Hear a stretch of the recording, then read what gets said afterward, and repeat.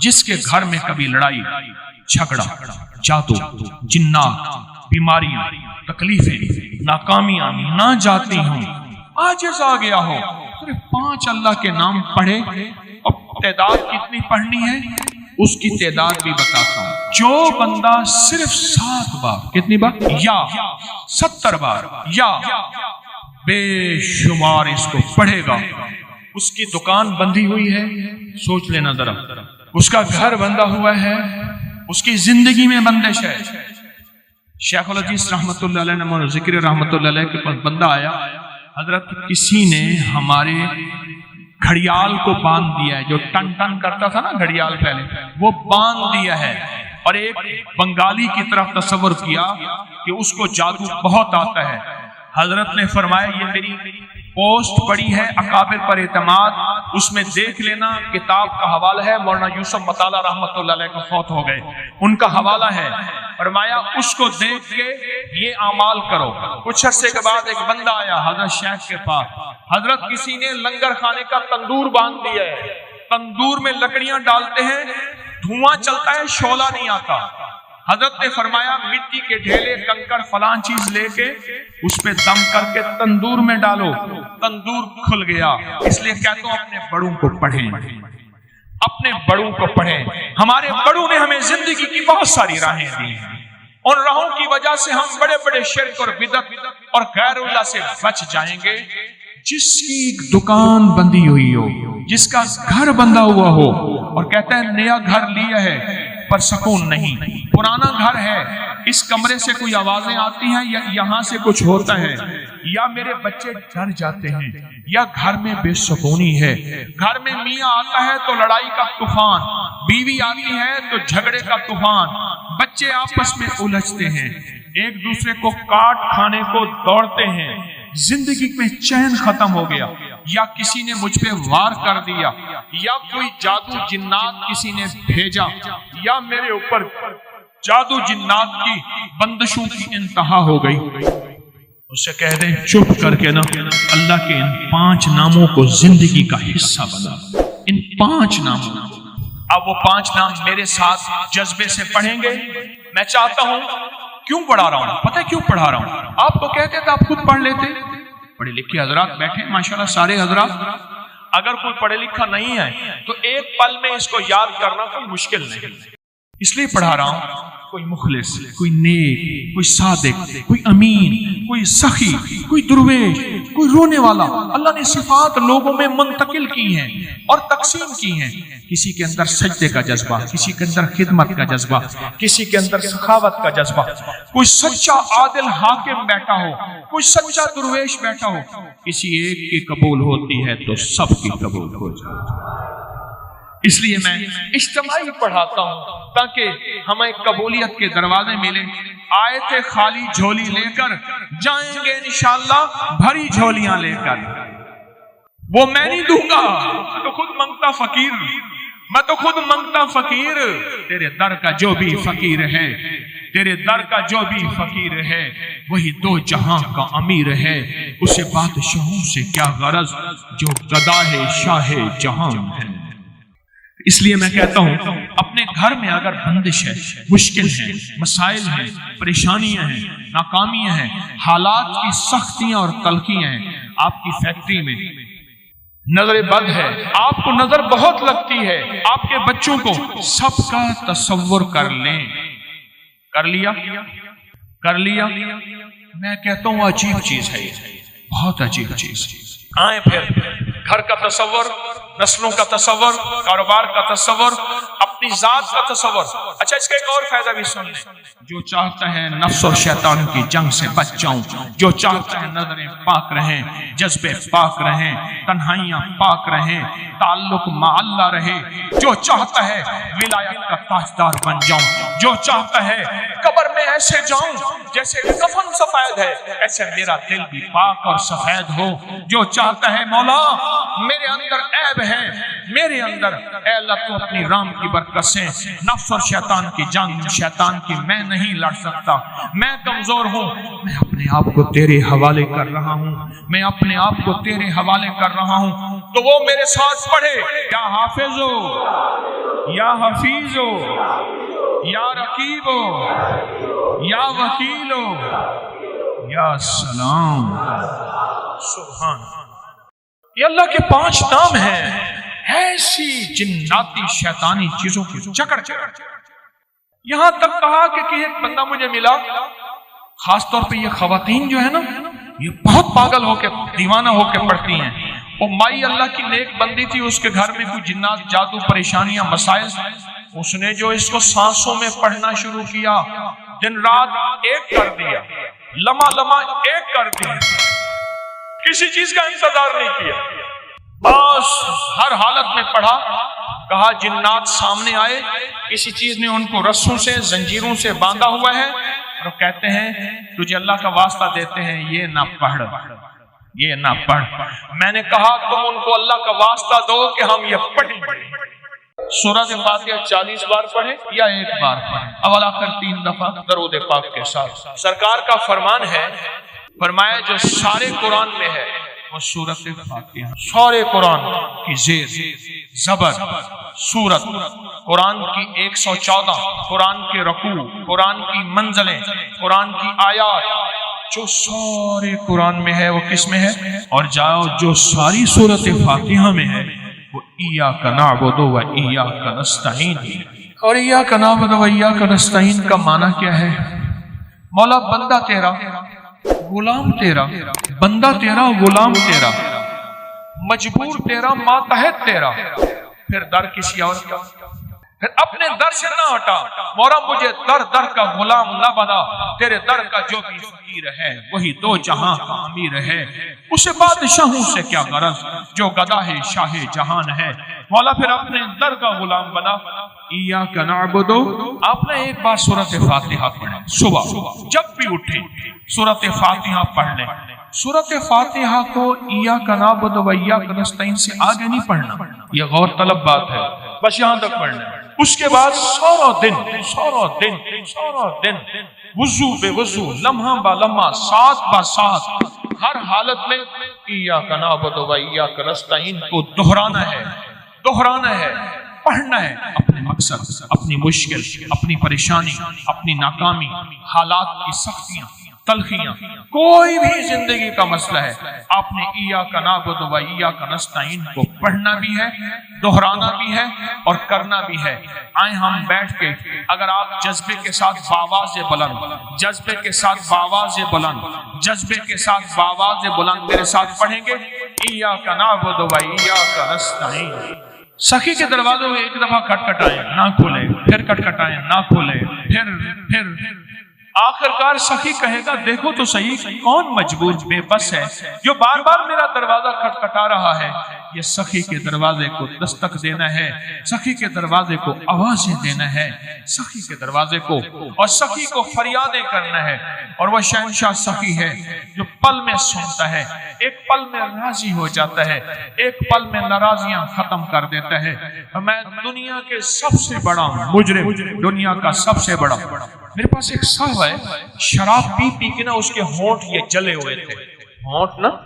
بعض نا سگریٹ اتنا پیتے ہیں ہونٹوں پہ، یہاں آپ نے دیکھا ہوگا نشان پڑ جاتے ہیں، آپ نے دیکھا ہوگا، اس کے شراب پی پی کے ہونٹ جلے ہوئے تھے۔ میرے پاس آیا، کہا میری بخشش ہو سکتی ہے؟ کیوں کیا ہے؟ کہنے لگا زندگی شرابوں میں گزری ہے، شراب کے علاوہ جو بھی شراب کے ساتھ ہے اسی میں گزری ہے، بخشش ہو سکتی ہے؟ تو میں نے کہا میں نے بخشنا ہے، تجھے پتہ نہیں وہ کتنا بڑا کریم ہے۔ میں نے یہی آیت بتا دی، یہی عمل بتا دی، یہی آیت بتا دی، یہی عمل بتا دی، یہی عمل بتا دی۔ میں نے کچھ دن نہیں کھائی کوئی ایسی چیز، ہماری ایک دوا ہے 70 شفائیں، وہی کھائی، آپ کو اندر خود ہو سیتا خود مقام چاہو۔ بات ہے کہ کھایا کیا ہے، وہ 70 شفائیں کھاتا ہوں نا تو کچھ گلا ٹھیک ہو جائے۔ میں نے کہا ایسا کرو، یہی عمل کرو۔ کہنے لگا نہیں زیادہ نہیں کر سکوں گا، میں کہا جتنا ہے کر لیں، لیکن اس نے زیادہ کیا۔ قدرت کا نظام دیکھیں، کچھ ہی عرصے بعد بیمار ہو گیا۔ اس وقت جب میرے پاس آیا تھا وہ 70 سے آگے بہت سارا نکل گیا تھا، بابا تھا، اپنے علاقے کا بڑا چودھری تھا، بہت بڑا چودھری تھا، قوم کا جٹ تھا، چودھری تھا، بڑا دبنگ آدمی تھا، بندوں کو سیدھا کروا دیتا تھا وغیرہ وغیرہ۔ بیمار ہو گیا، نشتر ہسپتال ملتان میں لے گئے، کئی دن وہاں داخل رہا اور یہ وظیفہ نہ چھوڑا۔ کہنے لگا مجھے مسجد میں لے چلو، میرا دل کہتا ہے مجھے مسجد میں لے چلو۔ مسجد میں گیا، نماز کا وقت نہیں تھا، محراب میں چلا گیا، محراب میں جا کے ایسے سجدے میں گر گیا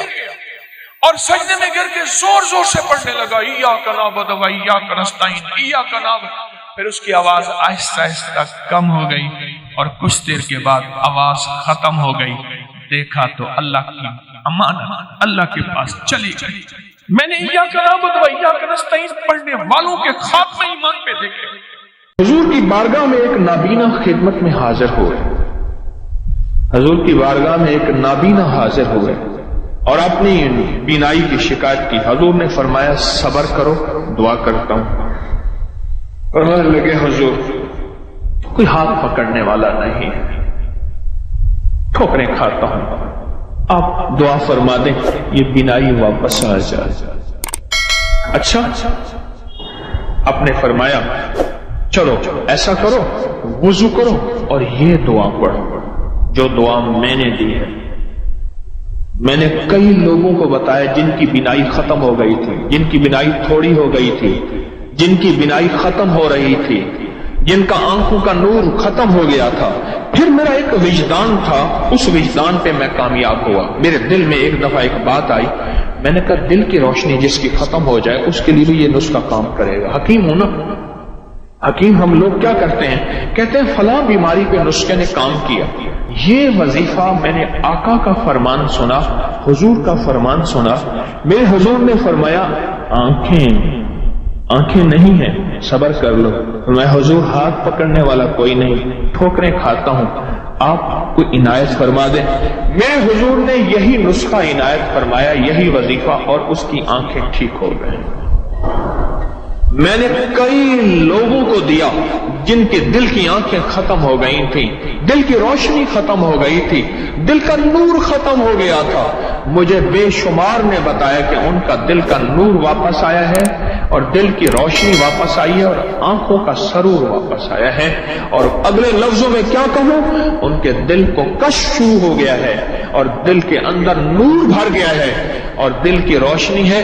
جب آنکھیں اندھی ہوں تو ڈنڈے اور سانپ کا پتہ نہیں چلتا، جب آنکھیں اندھی ہوں گڑھے کا آگ کا پتہ نہیں چلتا، جب آنکھیں اندھی ہوں تو پھر آگے دشمن دوست کا پتہ نہیں چلتا۔ اس طرح جب دل کی آنکھیں اندھی ہوتی ہیں پھر یہ پتہ نہیں چلتا کہ میری آخرت برباد ہو رہی ہے یا خراب ہو رہی، اور مجھے اس میں خیر ہے یا شر ہے، اور میری شادیوں میں ہر وہ کام کر رہا جس میں کملی والے ناراض ہیں، اور غمیوں میں پھر جب آنکھیں اندھی ہوتی ہیں پھر شریکوں کو دیکھتا ہے، رشتہ داروں کو دیکھتا ہے، دوستوں کو دیکھتا ہے، دل کے شوق پورے کرتا ہے، پھر کملی والے کی نظر کو دیکھ کے حیا نہیں آتی۔ جب دل کی روشنی آ جاتی ہے پھر کملی والے کو دیکھتا ہے، حیا آ جاتی ہے، پھر آنکھیں بھی چھپ جاتی ہیں اور سارے تدبیریں، سارے رواج، سارے شوق ٹوٹ جاتے ہیں۔ میں نے تو کئی لوگوں کو دیا یہ نسخہ، یہ فضائل درود، فضائل حج سے بتا رہا ہوں میں، صفحہ نمبر 165 ہے، حضرت شیخ الحدیث کی لکھی ہوئی کتاب ہے، اور مشکلات کے لیے انوکھی چیز ہے۔ کوئی مشکل ہو، کوئی مشکل ہو۔ مسجد نبوی شریف میں پاکستان کا ایک بہت بڑا افسر تھا، میں نے اعتکاف کیا آخری عشرے کا مسجد نبوی میں، تو اعتکاف کے دوران انہیں پتہ چلا کہ طارق جو ہے وہ فلاں ستون کے ساتھ بیٹھا ہے، کوئی غالباً 18-19 سال پرانی کی بات ہے۔ تو میرے پاس آئے، مجھے تعارف کرایا، کہنے لگا بہت مشکل میں ہوں، اس وقت کی حکومت تھی، بہت اس حکومت کے زیر عتاب ہوں، اس وقت کا اقتدار جو تھا، اور مجھے بہت مشکل میں ہوں، بس میں نے آخر کار مدینہ کا رخ کیا، اس کے علاوہ مجھے کوئی منزل اور راستہ نہیں ملا، تو میرے لیے دعا کریں۔ میں نے کہا یہاں حضور کے روضے کی طرف اشارہ کر کے میں نے کہا ان کے ہوتے ہوئے میں دعا کروں، میری کیا اوقات ہے، میری کیا اوقات ہے۔ ہاں میں آپ کو ایک چیز بتاتا ہوں، میں نے یہ وظیفہ بتایا ہوا ہے، کہنے لگا مجھے لکھ کے دے دیں۔ میں نے لکھا اور یہ دیا، اور میں نے عرض کیا 2 نفل پڑھے اور گڑ گڑا کے یہ دعا مانگے، یا محمد انی اتوجہ بک، یا محمد انی اتوجہ بکا الی ربکا ان تقضی حاجتی. جب لفظ حاجتی بیان کریں تو دل میں اپنی حاجت بیان کریں، اپنا مسئلہ بیان کریں، اپنی مشکل بیان کریں، اپنی الجھن بیان کریں، اپنے مسائل بیان کریں. اللہم انی اسألک واتوجہ الیک بنبینا محمد صلی اللہ علیہ وسلم نبی الرحمہ. یا محمد سونا، آپ تو محمد ایسے ہیں رحمت والے نبی ہیں، آپ کے در سے آ کے خالی جائے کوئی، یہ ہو سکتا ہے ہمیں بھی کوئی عنایت فرمائے. یا محمد انی اتوجہ بکا. سند کے ساتھ، حدیث کی سند کے ساتھ یہ واقعہ موجود ہے، یہ غیر مستند حدیث نہیں ہے، کوئی گھڑا گھڑایا واقعہ نہیں ہے، کوئی قصہ نہیں ہے. آگے سنیں. وہ نابینا آئے ایسے کہ جیسے ان کی آنکھیں آج تک ضائع ہی نہیں ہوئی تھیں، ایسے ان کی آنکھیں ٹھیک ہوگی. اور اس سے آگے فرمایا کہ علامہ فرماتے ہیں یہ قصہ عثمان بن حنیف کے فہم سے استدلال میں ہے کہ وہ حضور کی خدمت میں حاضر ہوئے، اور یہ صرف ان کے ساتھ مخصوص نہیں سمجھنا چاہیے کہ اس دور کا قصہ تھا، اس دور کا واقعہ تھا، دور گیا واقعہ گیا. نہیں، فرمایا قیامت تک اس کا فیض چلتا رہے گا. حضور کے وسیلے سے یہ فیض قیامت تک چلتا رہے گا، اور قیامت تک امت کو یہ نفع ملتا رہے گا. مجھے کئی بزرگوں سے اس فیض کی اجازت ہے. میں نے ایک دفعہ عمل کیا تھا. شیخ عبد القدوس گنگوہی رحمت اللہ علیہ بہت بڑی ہستی، صدیوں پرانے گزرے ہیں. میں نے ان کو خواب میں زیارت کی، میں نے ان سے اس عمل کی اجازت مانگی تھی، مجھے انہوں نے اس عمل کی اجازت دی تھی. ایک اللہ والے تھے، ان کے پاس ایک بندہ گیا، کہنے لگا حضرت پریشان بہت ہوں، اور پریشانیاں بھی اتنی بیان کی کہ انسان سنے اور غم زدہ ہو جائے یا خود رونے لگ جائے. تو انہوں نے فرمایا اگر تیری پریشانی اتنی زیادہ ہے تو ایسا کر، 40 پردیسی مسافر جمع کر اور ان کو بٹھا کے دعا کرا، اور وہ گڑ گڑا کے دعا مانگے. جب گڑ گڑا کے دعا مانگے تو اللہ تیری پریشانی دور کر دے گا. 40 پردیسی مسافر جمع کر اور وہ گڑ گڑا کے دعا مانگے. لیکن ایک شرط ہے، شرط یہ ہے ہوں مخلص، جو اللہ کے لیے ہوں، نہ مال نہ چیزیں نہ پیسے نہ جیب گرم، کچھ بھی نہیں، مخلص ہو. آپ 40 پردیسی مسافر اڈے سے اسٹیشن سے جمع کر لیں گے منت کر کے، لیکن کیسے یقین ہے کہ یہ مخلص ہیں یا نہیں ہیں؟ دعاؤں کی برکتیں، آمین کی برکتیں اور دعاؤں پہ قبولیت کی مہریں لگوا جاتے ہیں. میں 40 پردیسی جمع کر اور ہوں مخلص. پردیسی کے ساتھ اللہ کی مدد، پردیسی کے ساتھ اللہ کی رحمت، اور پردیسی کی دعا قبول، اور پردیسی کی دعا پہ فرشتوں کی آمین، اور پردیسی کی لفظوں پہ اللہ کی درگزر، اللہ کا درگزر. میں کہ 40 جمع کر پردیسی اور ان کو بٹھا پر ہوں مخلص. آپ سوچیں آج ہم بیٹھ کے 40,000 دفعہ سورۃ قل هو اللہ پڑھیں گے اپنی مرادوں کے لیے، اپنی منت کے لیے، اپنی مشکلوں کے لیے، بے اولادیوں کی اولاد کے لیے، بے گھروں کے گھر کے لیے، بے دروں کے در کے لیے، بے سہاروں کے سہارے کے لیے، مریضوں کی شفا یابی کے لیے، جن کی جھولیاں ہری نہیں ان کو ہرا بھرا کرنے کے لیے، اور جن کے گھر میں آگ لگی ہے حسد کی، دھوکے کی، فریب کی، نقصان کی، پریشانی کی، بربادی کی، اس آگ کو بجھانے کے لیے، اور جو غربت اور تنگ دستی میں پس گیا اس کو خوشحالی پہ لانے کے لیے، اور جو ولایت کا تاجدار بننا چاہتا ہے کہ اسے اللہ اس کے حبیب کے نور کو ملوانے کے لیے، اور جو چاہتا ہے کہ آنکھیں بند کروں اور جنت نظر آئے، جو چاہتا ہے دل کی دنیا آباد اور شاد ہو،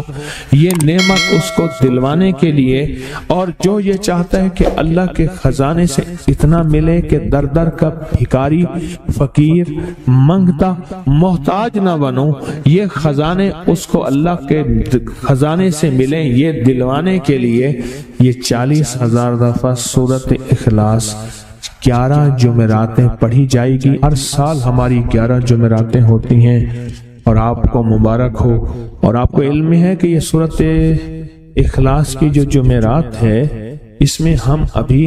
40,000 مرتبہ بیٹھ کے سورۃ اخلاص پڑھیں گے، اور وہ 5-7 منٹ میں پڑھی جاتی ہے۔ اس کی وجہ یہ ہے، بلکہ 40,000 دفعہ نہیں پڑھی جاتی، وہ لاکھوں دفعہ پڑھی جاتی ہے، لاکھوں سے بھی لاکھوں پڑھی۔ اس وقت یہ مجمع، خواتین کا مجمع، پوری دنیا ہمارے اس وقت آن لائن بیٹھی ہے، کہیں صبح دوپہر شام، پوری دنیا ہماری اس اللہ کے فضل سے سن رہی ہے، اور کیا پتا جنات بھی ہوں، اور یہ دنیا کی مخلوق ساری مل کے سورۃ قل ھو اللہ، سورۃ اخلاص پڑھے گی،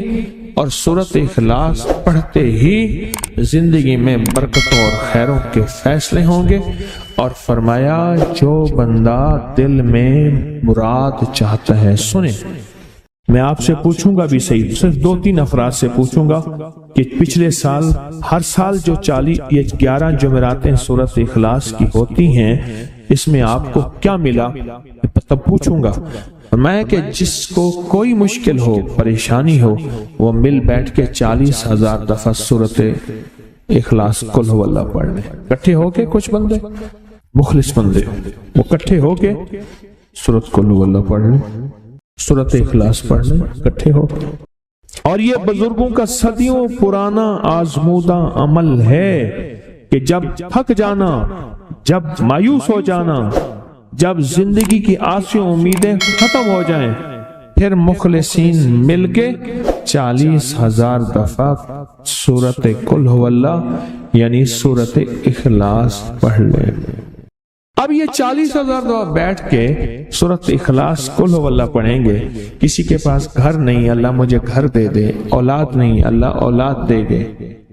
آج ہم 40,000 دفعہ سورۃ اخلاص پڑھیں گے نا، اس میں سب سے ٹاپ پہ جو چیز رکھیں گے نا، سب سے ٹاپ پہ چیز یہ رکھیں گے، اللہ میرے دل کو اپنی معرفت کے لیے قبول کر، اور بے اولادوں کو اولاد دے دے۔ بے اولادوں کی اولاد خاص طور پہ مانگنی، آج بہت مانگنی۔ یاد رکھنا میری بات کو ذرا غور سے سننا، اور یاد رکھنا، غور سے سننا، یاد رکھنا، جو دوسروں کی اولاد طلب سے مانگے گا اپنی اولاد کے ہوتے ہوئے، اللہ اس کی نسلوں میں بے اولادیاں نہیں دے گا، نہیں دے گا۔ کوئی پتہ نہیں، 7 بیٹے تھے، 7 بیٹیاں تھیں، 14 بہن بھائی تھے، 11 بہن بھائی تھے، اگلی نسل کے اندر ایک بیٹی کو ترستے ہیں، نہیں ہے، کوئی خبر نہیں۔ جو دوسرے کی خیر مانگے گا، جو دوسرے کا بھلا مانگے گا، جو دوسرے کی خیر چاہے گا، جو دوسرے کا بھلا چاہے گا، جو دوسروں کے لیے گڑ گڑائے گا، جو دوسروں کے لیے بھیکاری بن جائے گا، جو دوسروں کے لیے محتاج بن جائے گا، اللہ میرا کہتا ہے میرا بندہ میں تیرے دل کے جذبے بھی جانوں، تیرے اندر کے درد بھی جانوں، تیرے وجدان کو بھی جانوں، تیرے ساز و سوز کو بھی جانوں، تیرے اٹھے قدم بھی جانوں، تیری زندگی کے دائیں بائیں کو بھی جانوں، تیری صبح شام کو جانوں، تیری تنہائیاں اور اندھیروں کو جانوں، تیرے اندر کے خیال اور جذبوں کو جانوں۔ تو میرے ایک بندے کے لیے اتنا تڑپ رہا، نہ تڑپ، میں اس کو بھی دوں گا، تجھے بھی دوں گا۔ میرے حضور کی بارگاہ میں ایک سائل آیا اور بہت پریشان کہ یا رسول اللہ صلی اللہ علیہ وسلم، غربت، تنگ دستی، فقر، غربت، تنگ دستی، فقر، اور گھر میں حالات مفلسی، بدحالی، اور یہ غربت ہماری والی نہیں، وہ پیٹ پہ پتھروں والی غربت۔ خیال کرنا، ہمارا جو آج کا کہتے ہیں نا میں غریب ہوں، اس کے گھر کے اسباب کو اگر فروخت کر دیں، گھر کے اسباب کو، اس غریب کے لیے وہ غریب آیا آقا کی بارگاہ میں، غربت اور تنگ دستی، اور میرے حضور نے فرمایا گھر میں جا، ایک دفعہ سلام کر، ایک دفعہ قل ھو اللہ پڑھ، کام ہو گیا۔ ایک دفعہ سلام، ایک دفعہ سورۃ قل ھو اللہ اخلاص، بس۔ انہیں یقین تھا، یقین کی دنیا کو جانتے تھے، یقین کے نظام کو جانتے تھے، آقا کے فرمان بس چل پڑے اور چلتے گئے،